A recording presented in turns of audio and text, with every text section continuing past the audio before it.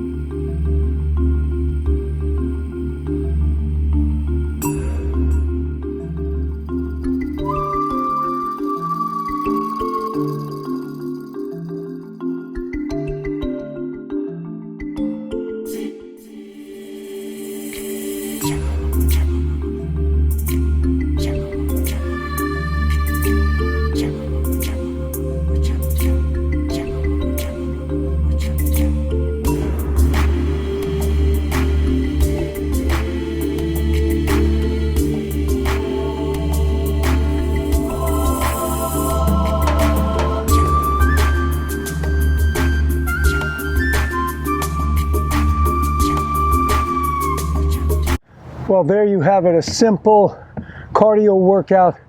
That workout took me 50 minutes, okay, but it was non-stop.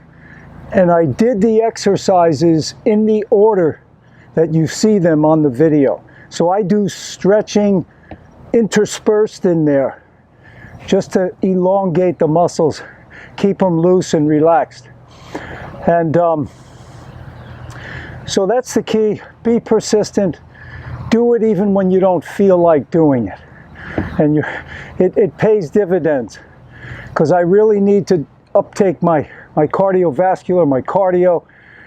For tennis, it's very important. You got to be able to come back within those 25 seconds. But this is a great workout for anyone. You know, if you don't have an etch swing like I do, just, you know, do something else. Do squats or jumping jacks or burpees, you know, something like that. You got to be creative with workouts. That's the key, so it doesn't get boring. Forgot to mention the rest period that you would do between the exercises. Try and keep it to 30 seconds to a minute and a half to 2 minutes max. That's if it's real intense. Like if you were doing burpees and you're, you know, halfway into the workout and you did, you know, 20 burpees, you're gonna need those 2 minutes before you go to the next exercise.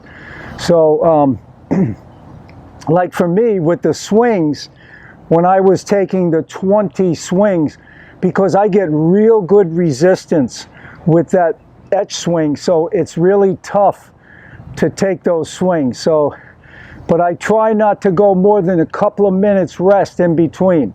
That way your heart rate stays up, and when you start the next exercise, your heart rate is still good. Okay, that's going to be important. So please give me a like, give me a thumbs up. Please subscribe to the channel and hit that little notification bell so you're notified every time I put a video up. All the best, guys. Take care.